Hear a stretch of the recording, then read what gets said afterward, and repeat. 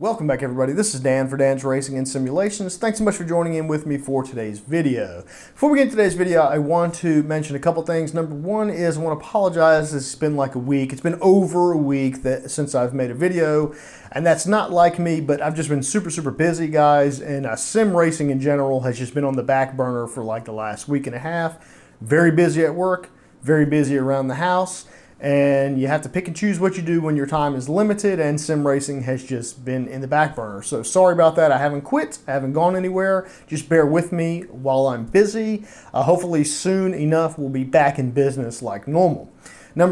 Second thing is I wanted to just point here to the Sim Pit shirt I am wearing here. Thank you to Sean Cole of the Sim Pit. I'm sure most of you know who that is. If you don't, go check him out. I actually put a link to his YouTube channel in the description. No, I did not go work for him, which I would if he wanted me to. That'd be pretty fun. But I just like supporting all the other sim tubers, I like to call them. Those of us who are in sim racing and we have YouTube channels and things like that, whether we're big or we're small, I think we need to stick together because the more we work together, the more we will grow our very small niche community as a whole. And the more the bigger guys grow, the more my stuff will be recommended on the side, and the more I grow, the more smaller people will be recommended on the side of mine. So I think it's very important for all of us to work together and grow our community as a whole. And you guys know, you've heard me say that before, I'm just a firm believer in supporting other people, both big and small, in the sim racing community. So I did purchase this shirt. Now I'm sure Sean probably would I know Sean, we're buddies. He probably would have sent me this for free, but I'm not about getting things for free. I wanted to support him, so I did buy this shirt.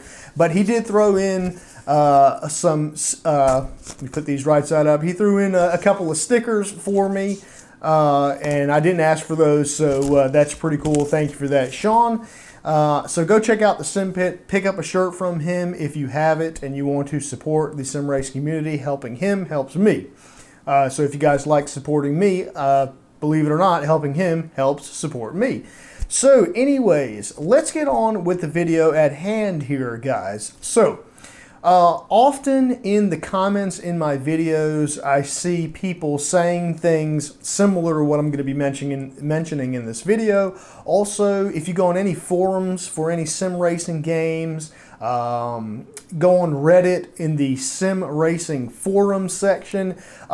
I see these things said over and over and over again, and what these are misconceptions that I kind of want to make a video about and address these issues and kind of get them going back in the right direction. So what this video is going to be is 3 common misconceptions that general gamers and arcade racers have about sim racers. Okay, so misconceptions that the general gaming community has about sim racers. I think this stuff is so funny and it can't be farther from the truth.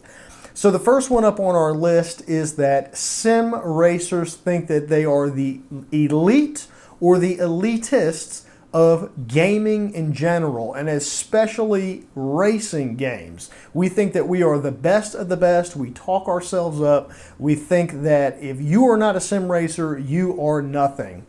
Okay, so I know a lot of sim racers. Obviously, I've been in this little niche for a very long time. I've got to know some very awesome people. A lot of people that are both in the sim racing community and the gaming community in general. None of the sim racers I've ever talked to on a personal level, on a professional level, no one has ever actually acted this way. I've never seen anybody that is a sim racer, whether you're really good or really bad at it, because the spectrum is so far from the top to the bottom. I've never seen anybody really act like sim racers are better than any other genre of game. Never. In fact, it's the exact opposite of that most of the time. I know I'm guilty of this, and most sim racers are guilty of this also. We don't think we're the best. We constantly think we are the worst. We always think that there is always room to improve. We never think that we're good enough. We always think that our lap times can get faster. We always think we can hit our driving line better. We always think that we can improve our lap times in various sims. We always think that we can add in different motorsports and learn all this different stuff, we never, ever, ever think that we're the best at anything most of the time. If there is anybody who feels that way, it is a very few people. And I have personally talked to a lot of what you would consider aliens in the sim racing community, the guys that are super, super fast.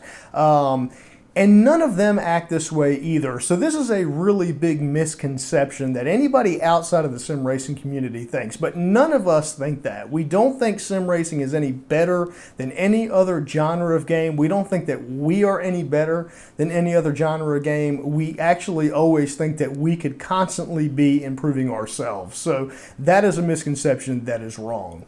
The second thing that I want to talk about, the second misconception, is that we always want to tell other people how to play the games they purchased.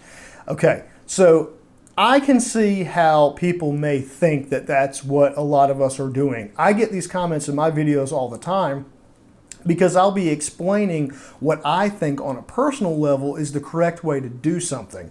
Well, the reason why I do that, and the reason why a lot of us do that, number one, we've been asked to explain it. Someone has asked us in the comments, especially if you're talking about a YouTuber like myself or any other sim racing YouTuber. We don't make a video just for the heck of it. It's because somebody asked us to make that video. So we explain it because we're answering a question that someone asked us. And we can only give our own opinion. That doesn't mean that we think it's the only way it should be done. Great examples of this are when I've made my videos about field of view. I can explain to you how to calculate field of view, and I can explain to you what I believe is a correct field of view, but that doesn't mean that you have to use that. But always in the comments of my videos, I see, oh, you're saying that completely wrong. You can't see the mirror. You can't see this. That's incorrect. You guys think you know everything, and you try to tell everybody how to play their own game. No, we do not. Someone asks us a question, and we answer that question to the best of our ability. And I always try to put a disclaimer, at least in my videos, saying everybody pays for their own games. You use them and play them the way you want to. But the other side of that is a lot of us came from racing arcade games using the hood cam or the chase cam or something like that. And what we have learned along the way is that we're actually faster and we've developed better lap times by using these items that we're trying to convince you to use.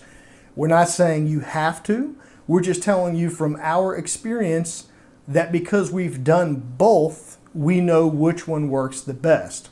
So just wanted to get that out of the way. That is another misconception that we always like to tell everybody exactly how they should play their own game. No, that's not correct. I would never tell you how you should play your own game. If you have used your own money to purchase that game, you play it how you want. It doesn't matter to me as long as the way you're playing that game does not affect the outcome of my race. By all means, play it however you want. But just keep in mind that we tell you the things that we're telling you because we've learned this stuff already along the way, and we're just giving you an idea of how you may be faster and you may become better. Do you have to do it? No, you do not. So that was misconception number 2. And then the third misconception that I want to talk about that the general racing and the general gaming community thinks about sim racers is that sim racers think that sim racing is real racing.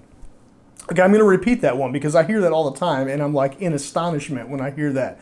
You sim racers think that sim racing is real racing. No, we don't.